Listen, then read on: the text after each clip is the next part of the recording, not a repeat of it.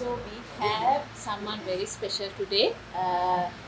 We have a world-renowned writer, Indian writer, Charu Nivedita with us today. Welcome, Charu. Uh, Charu, I just need from your own words a self-introduction to our Sri Lankan viewers. A self-introduction. Yes. Who's Charu? Who is Charu? It's a very difficult question to describe myself. I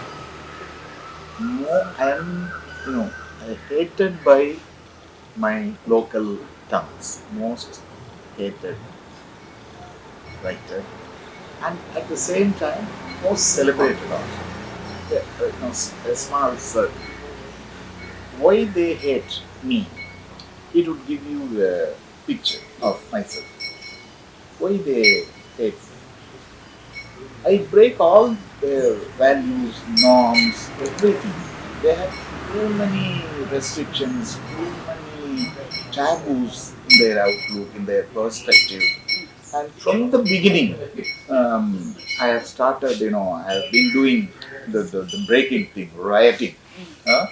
And when I will tell you one incident, you will understand who is Charu. 35 years back, I staged a play called Rendamatam. So when we were doing staging the play was on. I was the actor and director.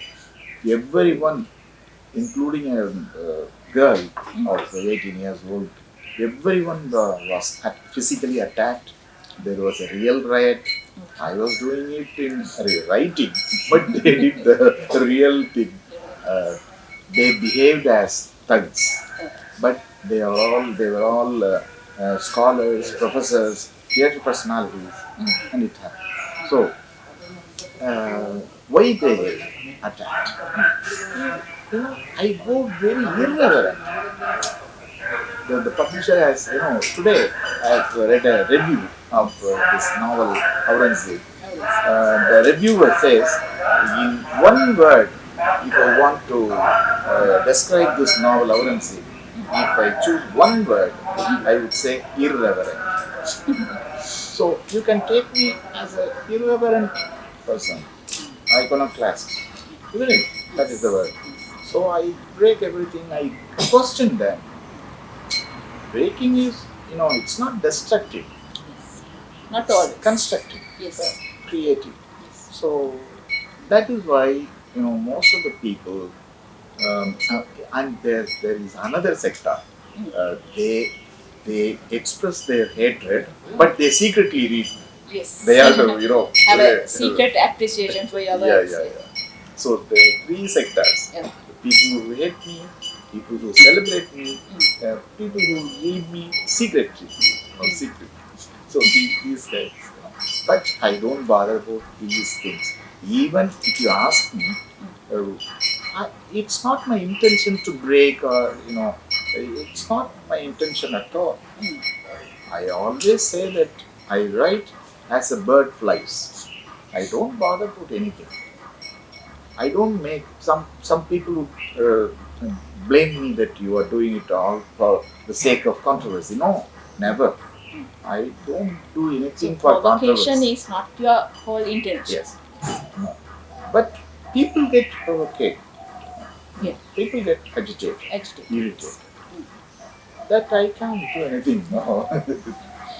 So let's talk about your writings, Charu. Can you mention some?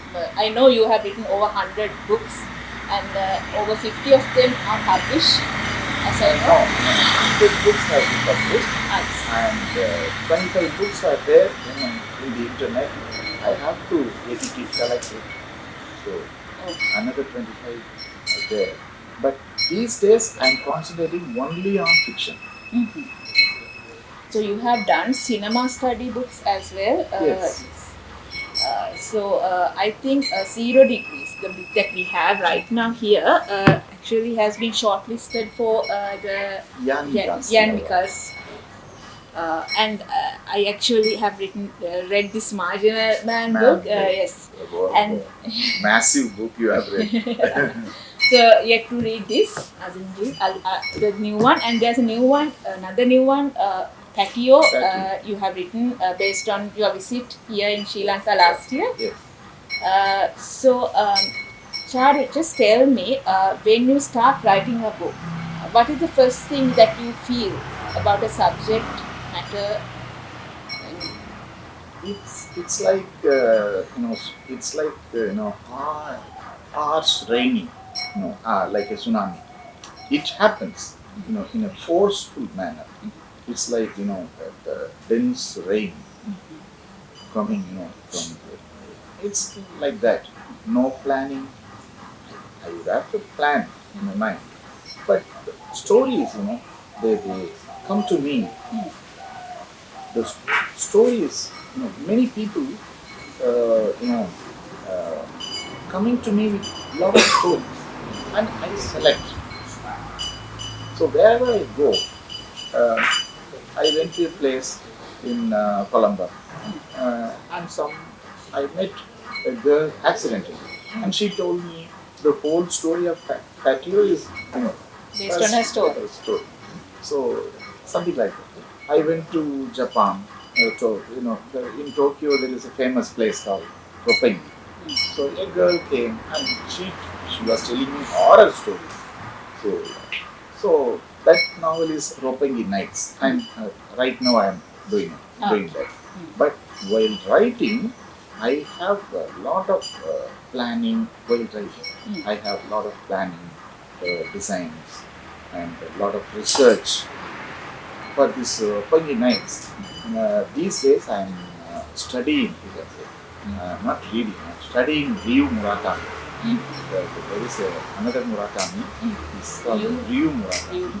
I have read his. I'm reading all his novels. I have completed the 6 novels.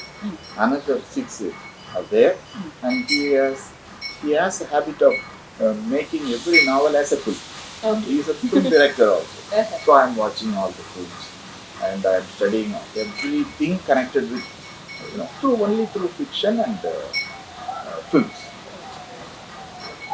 That's the way, my way of Your way of writing. writing fiction.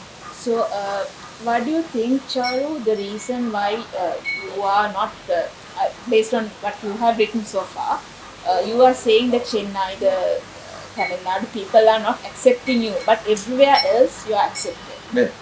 What do you think the reason is? It is the attitude. It is their attitude. Where, some 25 years back, I wrote a short story called Unnada Sangeetam. Unnada Patu is a chapter in Bible. Even now, I have been chased by the Sri Lankan Tamils, a few Sri Lankan Tamils who are living in Europe. Even now, even after 25 years. So it's their attitude. And I am more hated in Sri Lanka than the Sri Lankan Tamils. Sense. With Jafna, Mannar, not Kandi. Kandi, it's different kind of people.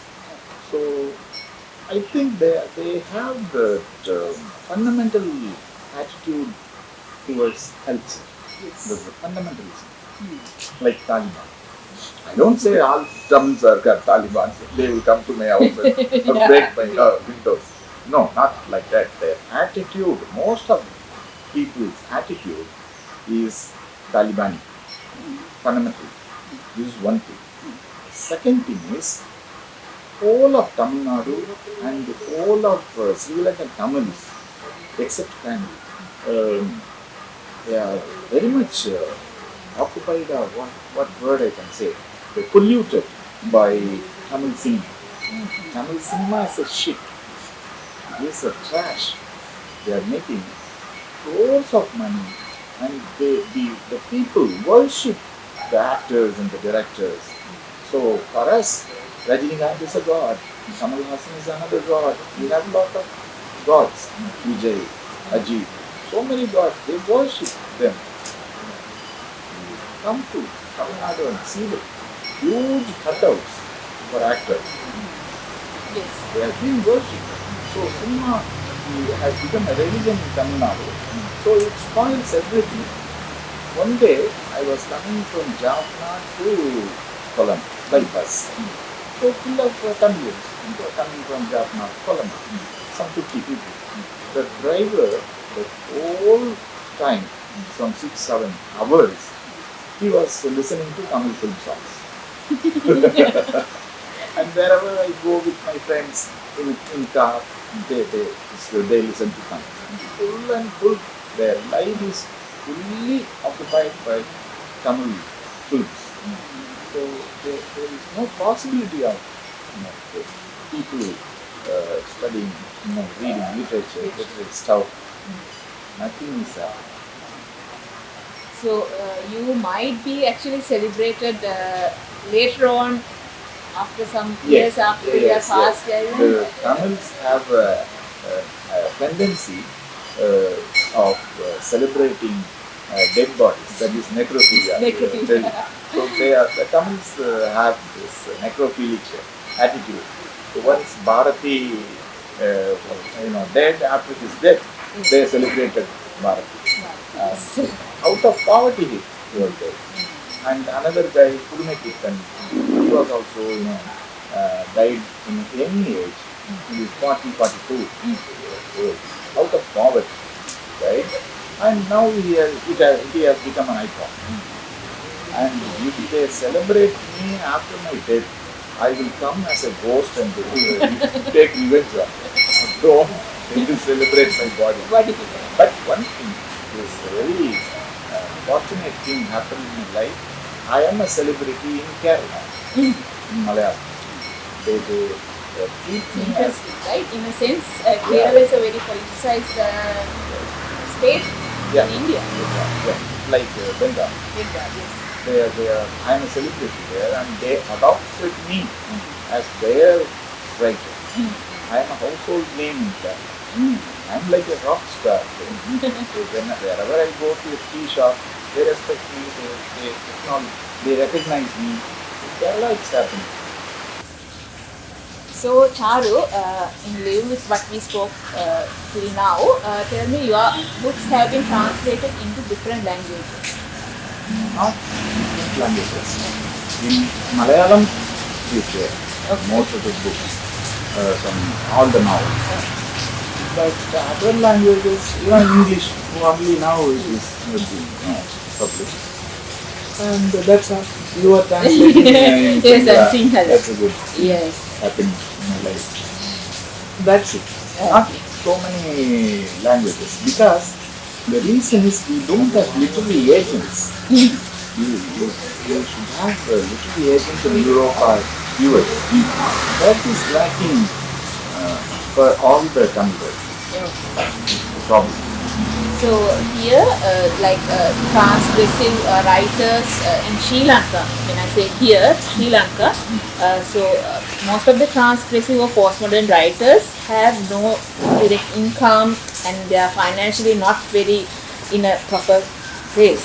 So what do you say about that? In your case, comparatively, if you are better because of my readers, they buy my novels for 1 lakh Indian rupees and minimum price 10,000. They are available online. Online. Tell us about the platforms. Yes. There is a platform called the NFT, non-fungible token. So I started selling my recent novel that year in that NFT. So two guys are there. They have bought the book for 1 lakh Indian rupees each. And other people are buying the book novel for 10,000 rupees. So that also happens in Tamil Nadu. But general public don't read literary stuff because of the reasons I narrate. Yes. So I actually do the interview backwards in a sense. I just want to know about your past, about your childhood, when you were a young man. I was born and brought up in a slum. Even the word slum is better word. The condition is even now it's still very very very poor, full of pigs. The number of pigs would be higher Than the humans. So that kind of slum. But at my earlier, age itself, I observed myself that I am different and I have to do something else. Because I didn't, like small children, I didn't go out for play these things. Never, that's why I don't know even cycling. Okay. A very isolated, introvert guy who always interested in reading. And it started like that. Around my teenage, I started writing. First, I wrote commercial stuff, but it's a short period, 1 year after. Then I came to know about the literary side, and I switched off. And I went to Delhi in my 21st year. In 1978, I was 25 at the time. There I was introduced to a very great cultural world, full of. Must have been like a cultural shock for you, coming from that area. Yes. A very pleasant shock. A lot of world films, dance, and theatre, especially, and literature. Daily, I used to go to attend a film or dance or play, something like that. One day only we reserved, myself and my friends reserved for drinking, Saturday. All the other days would be occupied by cultural activity. There is a place called Mandi House in Delhi. That is the cultural hub of Delhi.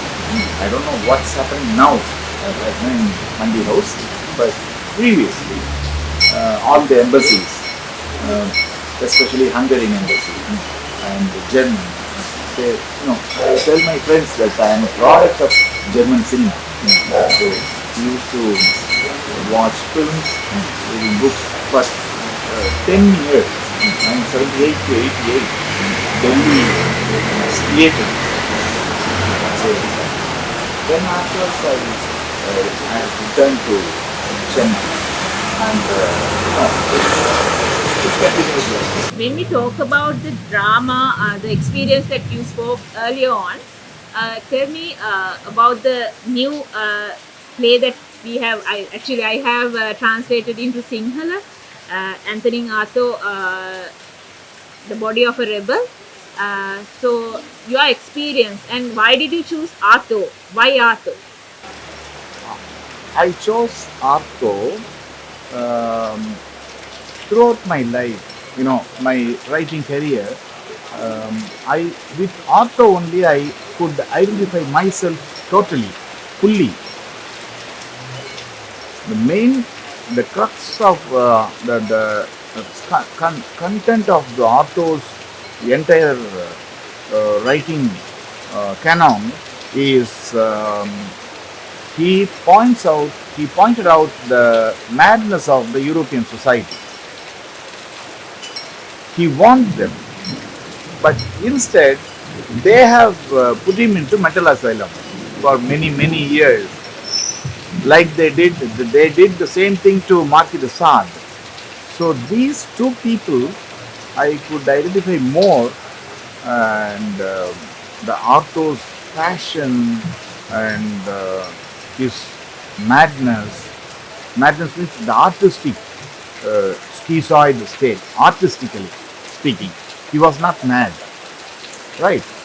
So these things attracted me, and I could identify it by myself.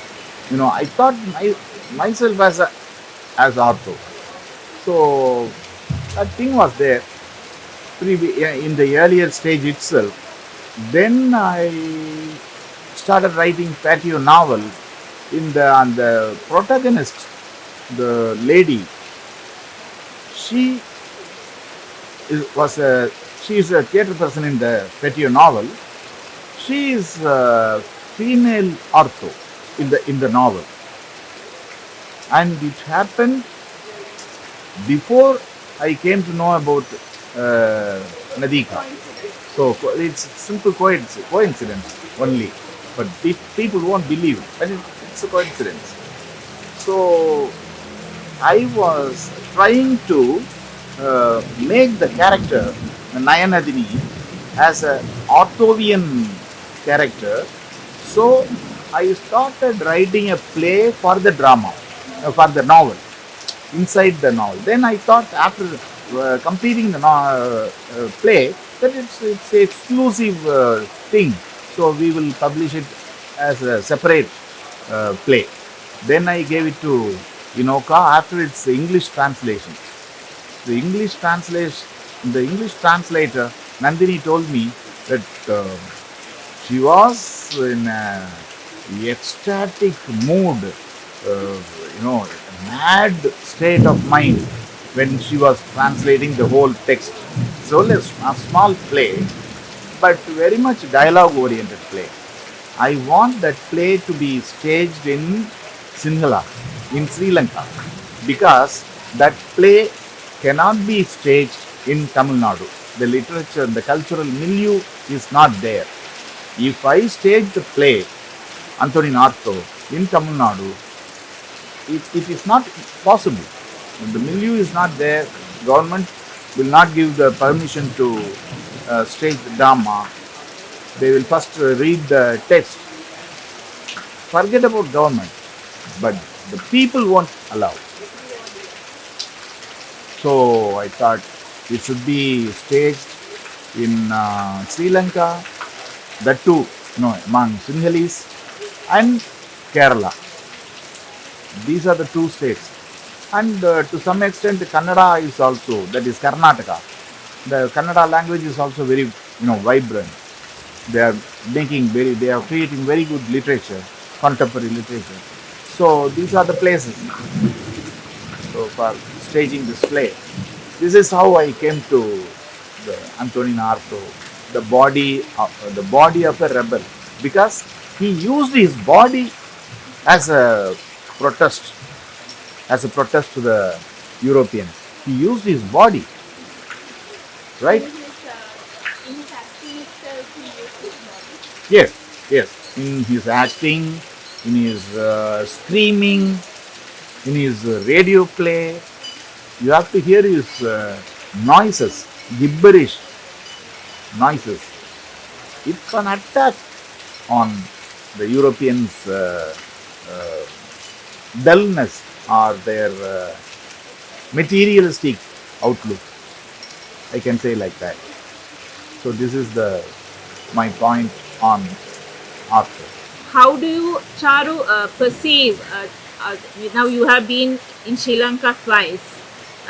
Last year you have been here for whole month, and now here you are also staying for another 2 weeks. So how would you describe your experience in Sri Lanka as a outsider? In Sri Lanka, it is very much different from Tamil Nadu. The Sinhalese people's attitude towards life, I think they celebrate life. They don't save money for tomorrow. They are very good. They live the life, intensely. They live the moment. I could see it. I like their food. I like their, the dance and their songs. Everything, kind of celebration. And there, everything, restricted, suppressed. So I feel like, suppressed by the society. Suppressed. Physical suppression, mental suppression. The society gives me, suppression only. Here, I feel like a free bird. Okay. So this is one thing. Second thing, I see the poverty, very obviously.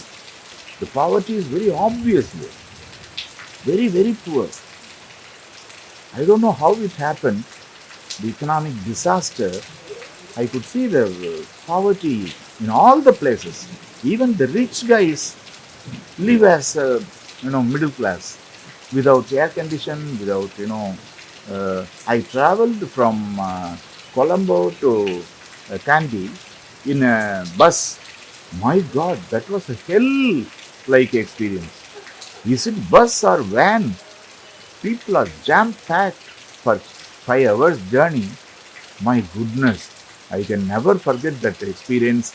And the railway system is worst in the world, worst in the world.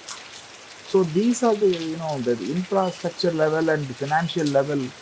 They are, you are suffering. Your government has to do something about that.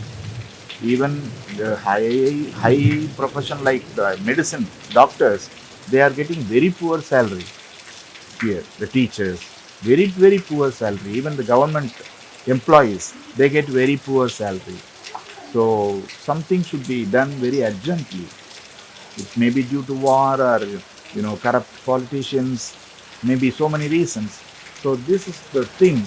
But I will be coming on to again and again. I will come to Sri Lanka for the freedom.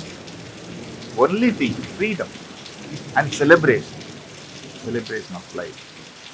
So I thank Inoka Palliyaguru who introduced me, who is introducing me. She has been doing, she is still on translation on so many of my works to you. Uh, that is, she is doing it from English to Sinhala.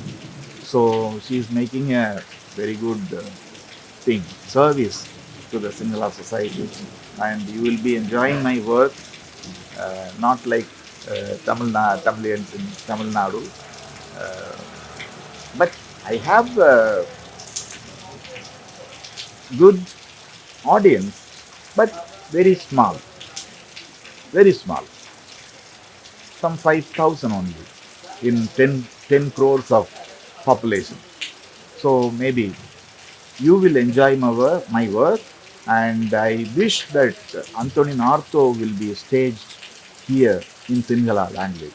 You will enjoy the play, and you will definitely enjoy my writing. And thank you all. I thank my friend KK Saman Kumara for giving me this opportunity, and I thank everyone. Thank you so much. Finally, thank you, Charu. It's been a pleasure having you in Sri Lanka. And I hope that we can make the drama. We are also with you all the time. And it's actually an honor having you introduced to our Sinhala Reading Society. And as a translator, I'm so happy to be a part of your journey. And I wish you all the very best for all your future work. Thank you so much.